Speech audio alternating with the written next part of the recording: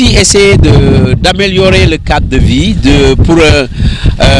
rendre plus convivial en fait l'espace de la plateforme d'exploitation du barrage. Vous avez vu qu'aujourd'hui, on est en train de faire des plantations d'arbres et au total, on est autour de 450 à 500 plantes qu'on va mettre ici, avec à peu près 150 arbres fruitiers. Et on a conçu aujourd'hui à peu près 50 bancs pour des aires de repos. Et donc nous pensons que dans quelques mois, quand vous allez venir au niveau du barrage, vous allez avoir un microclimat avec des espaces verts qu'on a eu à aménager également et des bancs pour que le nombreux visiteurs, parmi lesquels nous avons toujours la joie d'accueillir les enfants des écoles primaires, mais des lycées, etc., quand ils vont revenir au barrage, ils auront en fait un cadre convivial qui fera qu'ils ne seront pas pressés de repartir.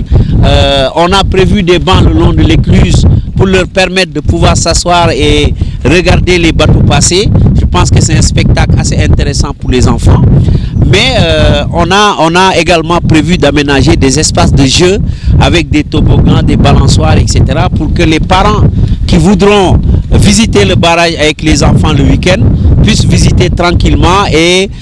pendant qu'ils sont en train peut-être d'avoir des explications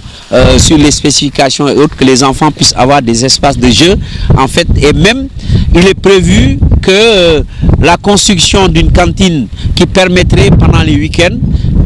en fait de pouvoir servir à boire, à manger à certains enfants ou certaines familles qui voudraient passer la journée au barrage, au-delà du fait que l'objectif premier de cette cantine c'est d'assurer la restauration de nos ouvriers. Et tout ça c'est des projets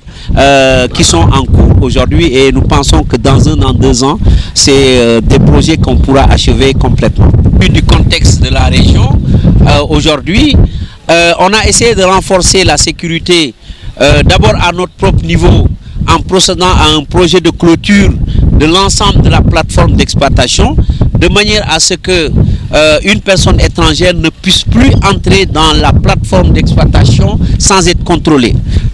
Aussi bien à l'entrée qu'à la sortie, le mur la construction du mur donc va démarrer prochainement, donc peut-être dans les semaines à venir. On a travaillé avec les forces de sécurité aussi bien en rive droite qu'en rive gauche pour essayer de renforcer la sécurité, le contrôle des entrées et des sorties. Il y a des comment ils appellent ça, des patrouilles qui se font régulièrement de nuit et de jour, mais surtout on a maintenant une patrouille au niveau fluvial avec donc des vedettes de la gendarmerie qui naviguent aussi sur le fleuve,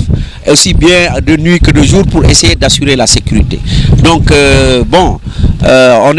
n'y a jamais zéro risque, mais en tout cas nous pensons qu'aujourd'hui on est en train de prendre les mesures avec les autorités de nos États chargés de ces aspects pour garantir une sécurité, en tout cas une meilleure sécurité au niveau de cet ouvrage qui est extrêmement stratégique et important pour l'économie de nos États.